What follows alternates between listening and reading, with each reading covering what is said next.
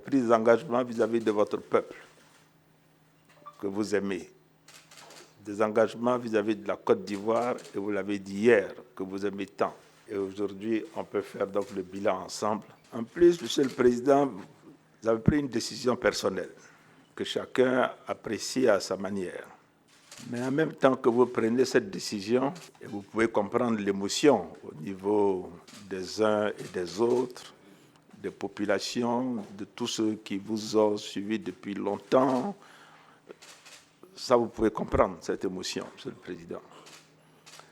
Mais en même temps que vous prenez donc cette décision, vous vous interrogez sur comment faire sur la base de votre expérience, de votre vécu, de votre connaissance des hommes, de votre connaissance de la Côte d'Ivoire, comment faire pour que ce pays continue donc de rester stable, en paix, et continue donc sur sa trajectoire de développement économique et social.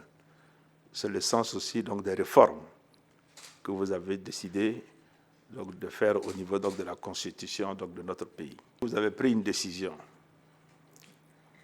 mais heureusement que dans votre message, vous nous avez rassurés en disant que vous serez là pour vos conseils avisés. Vous serez là pour continuer de faire en sorte que votre pays donc, puisse continuer de bénéficier donc, de vos relations.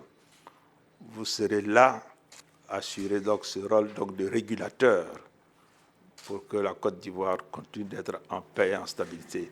Ça, c'est aussi un élément extrêmement important. Moi, j'ai eu la chance d'être avec vous à ce moment-là et je me rappelle, comme d'hier, lorsque le président Félix Houphouët-Boigny vous a appelé ici pour assurer les charges de Premier ministre. Vous avez pris des engagements et dans l'ombre, j'ai vu que vous les avez tous tenus pour la Côte d'Ivoire, y compris donc, les derniers engagements rappelés tout à l'heure par le Premier ministre. Ce que nous souhaitons tous, c'est qu'effectivement notre pays reste un pays de paix et un pays de progrès. La jeune génération est quelque chose de naturel, si je puis dire. Il est normal que la génération partante laisse à la génération qui vient plus que cette génération n'a reçu.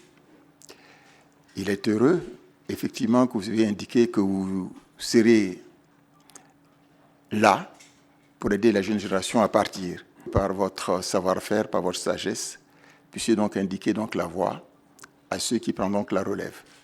Je voudrais me permettre donc de vous adresser à nouveau, et après donc le Premier ministre, nos sentiments de réussite, quoi que vous choisissez de faire après donc cette période, disons que de la fin de l'année 2020, et souhaiter donc à la nouvelle génération plein succès dans le travail qui seront donc menés pour conduire à bon port le navire ivoire. Je vous remercie, Monsieur le Président.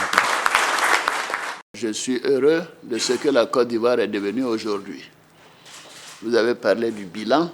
Le bilan est le nôtre à tous, chacune et chacun de vous autour de cette table, et même ceux qui ne sont pas là, et surtout de l'ensemble de nos concitoyens.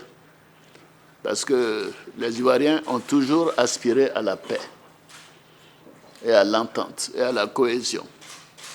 Et ce que nous avons réussi ensemble au cours de ces 9 dernières années est vraiment remarquable. Donc moi, je voudrais vous remercier de la confiance qui m'a été faite par nos compatriotes, mais également par vous. Je voudrais vous souhaiter à chacune et à chacun de vous beaucoup de chance, parce que la chance est quelque chose d'essentiel dans la vie d'un être humain. Et je voudrais aussi vous dire que nous serons là, et surtout prier que le Seigneur protège cette belle Côte d'Ivoire dans la paix. Je vous remercie.